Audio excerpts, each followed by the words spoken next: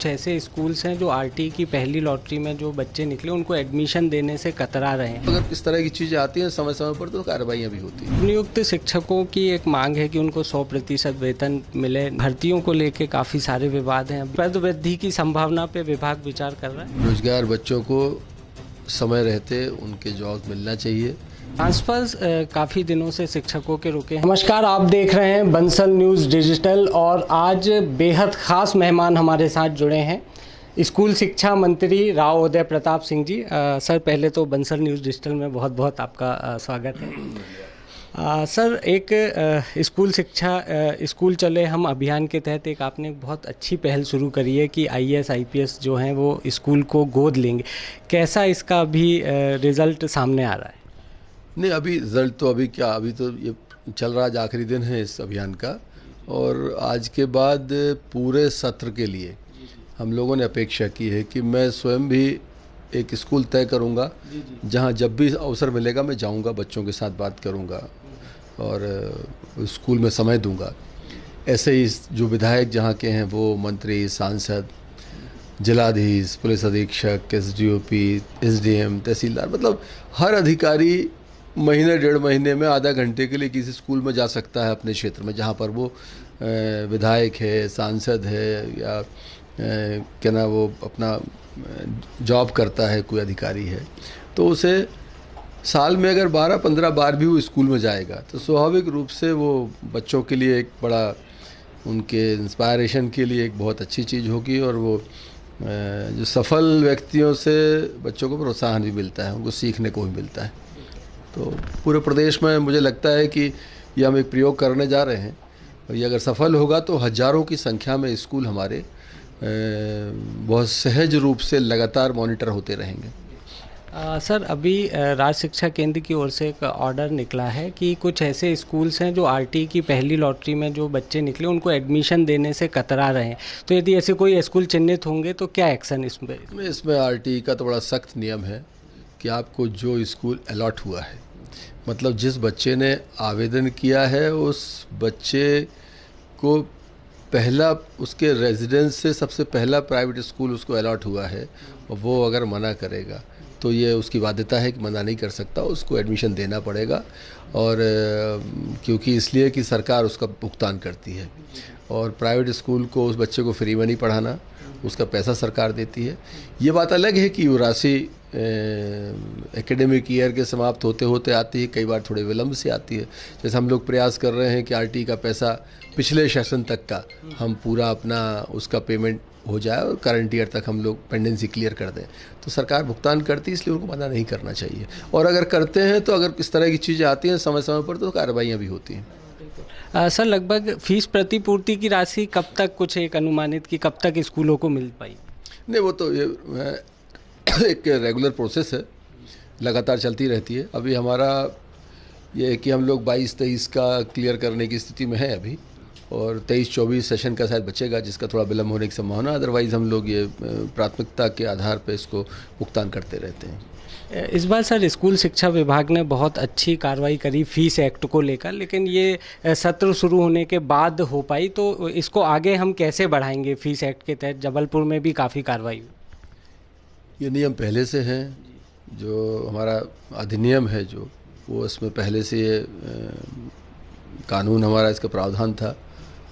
हम लोगों ने समय रहते सारे कलेक्टर्स को मैंने पीएस के माध्यम से एक पत्र जारी कराया था कि कलेक्टर्स अपने ज़िले को मॉनिटर करें और उनको लगता है कि कहीं अनियमितताएँ हैं उसकी जांच करें, कार्रवाई करें।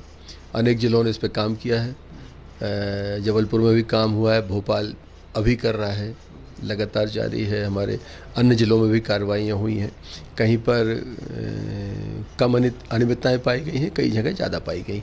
लेकिन इसमें कार्रवाई से कोई नहीं बचेगा। जिसने भी गलती की है स्वाभाविक रूप से उसकी जांच होना चाहिए, उसका निराकरण होना चाहिए। सर, नवनियुक्त शिक्षकों की एक मांग है कि उनको 100% वेतन मिले नियुक्ति के साथ ही। पहले मिलता भी था, सत्ता परिवर्तन के बाद कुछ नियम बदले, तो कहीं कोई आगे पॉलिसी चेंज होने की संभावना है?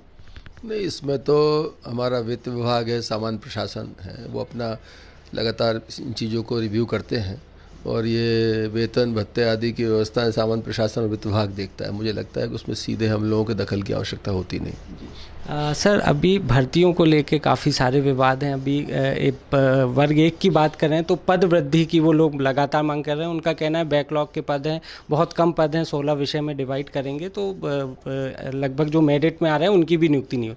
कहीं कोई पद वृद्धि की संभावना पे विभाग विचार कर रहा है?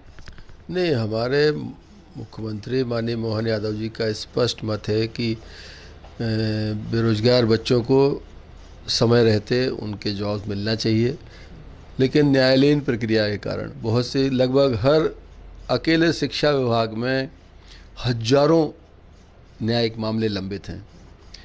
पूरा जो एजी ऑफिस है उसमें मुझे लगता है कि उनके सारे जो सरकार के केसेस हैं उसमें आधे अकेले शिक्षा विभाग के हैं। तो बड़ा हम भी उस चीज़ को लेकर थोड़ा चिंतित हैं। हम लोगों ने बाहर से भी वकील अपना हम लोग एडवोकेट्स लगा रहे हैं, उसमें इन्वॉल्व कर रहे हैं और हम चाहते हैं कि न्यायालयीन प्रकरणों का निराकरण जल्दी हो, क्योंकि ये भर्तियां जितनी भी रुकी हैं ये या तो माननीय न्यायालय के स्टे के कारण रुकी हैं या माननीय न्यायालय में मामला लंबित है इसलिए रुकी हैं। जब तक कोई क्लियर वहाँ से आदेश नहीं आता या कोई निर्णय नहीं हो जाता तब तक हमारी बड़ी बाध्यता है कि हमें उनका न्यायालय के आदेशों का पालन करना पड़ेगा। हम भी लगातार कोशिश कर रहे हैं क्योंकि बेरोजगार नौजवान को एड्रेस करना हमारी सर्वोच्च प्राथमिकता है और जिन बच्चों को जॉब्स मिलना है इन न्यायालयीन प्रकरणों का रुके हैं, हमारी उनके साथ पूरी संवेदनाएं उनके साथ हैं और हम चिंता करके उन चीज़ों को उनका लगातार फॉलोअप भी कर रहे हैं जिससे इन चीज़ों का निराकरण हो तो बच्चों को जल्दी से जल्दी जहाँ पर वो पात्र हैं, जहाँ की अर्हताएँ पूरी करते हैं, उनको उन चीज़ों का लाभ मिले।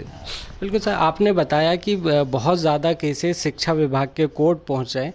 कहीं ना कहीं अधिकारियों की भी इसमें आप लापरवाही देखते हैं? विभाग में और कसावट की ज़रूरत है? नहीं, मैं ऐसा नहीं मानता। क्या है, जैसे एक भर्ती हुई, सपोज निर्देश भर्ती में जारी हुए कि ये लोग चयनित किए गए हैं, इतने वेटिंग में हैं, इस तरह से हैं। अब कुछ बच्चे जिनका चयन नहीं हो पाता या वेटिंग में है वो कोर्ट चले जाते हैं, अलग अलग आधारों पर जाके वहाँ स्टे ले लेते हैं। इसमें डिपार्टमेंट कुछ नहीं कर सकता। कई बार विपरीत निर्णय हो जाते हैं तब डिपार्टमेंट उसकी अपील करता है, लेकिन हम लोग इस मामले में थोड़ा सा एक बहुत सतर्कता से देख रहे हैं कि अगर बच्चों के हित में कोई निर्णय हुआ है तो हमको अपील में नहीं जाना, या हमारे अपील करने से हमारी शिक्षण व्यवस्था पर विपरीत प्रभाव पड़ रहा है, बेरोजगार नौजवानों पर विपरीत प्रभाव पड़ रहा है तो हम अपील में नहीं जाएंगे। बहुत ही वैध कारण है तभी हमको अपील में जाना है। मामले को लटकाने की प्रवृत्ति से विभाग अपील एंड कोर्ट में नहीं जाएगा और हम तो चाहते हैं माननीय न्यायालय जितना जल्दी निराकरण करेंगे हम उनकी कंप्लायंस भी करेंगे। बिल्कुल। ट्रांसफर्स काफ़ी दिनों से शिक्षकों के रुके हैं, कब से ये प्रोसेस शुरू होने वाली? ये माननीय मुख्यमंत्री जी के और सरकार पर निर्भर करता है। मुझे लगता है कि जब भी मुख्यमंत्री जी इसकी ट्रांसफ़र नीति को तय करके एक बार विभागों को सौंपेंगे तो नीति के अनुसार विभाग हमेशा तैयार रहते हैं उन करने के लिए। और हमारी प्राथमिकता भी है कि जो लोग कुछ बीमार लोग हैं, कोई पति पत्नी अलग अलग हैं, सरकारी नौकरी में हैं और अलग अलग हैं, और जो पात्र व्यक्ति हैं जिनको मदद होना चाहिए वो हमारी प्राथमिकता में भी हो। जब भी बेंच खोलेंगे हम उनको प्राथमिकता के आधार पर उनकी पहले मदद करेंगे। बिल्कुल, ये थे हमारे साथ स्कूल शिक्षा मंत्री राव उदय प्रताप सिंह जी। ऐसी ही लेटेस्ट और अपडेट खबर देखने के लिए बने रहिए हमारे साथ ही वैभव सोलंकी, वीडियो जर्नलिस्ट मोहम्मद औसाफ के साथ राहुल शर्मा, बंसल न्यूज़ डिजिटल। यदि आप ये वीडियो YouTube पर देख रहे हैं तो हमारे चैनल को सब्सक्राइब करें और बेल आइकन को दबाना ना भूलें। अगर आप Facebook पर ये वीडियो देख रहे हैं तो हमारे पेज को लाइक करें। आप हमारे WhatsApp चैनल बंसल न्यूज़ को फॉलो कर हर दिन लाइव अपडेट्स भी पा सकते हैं।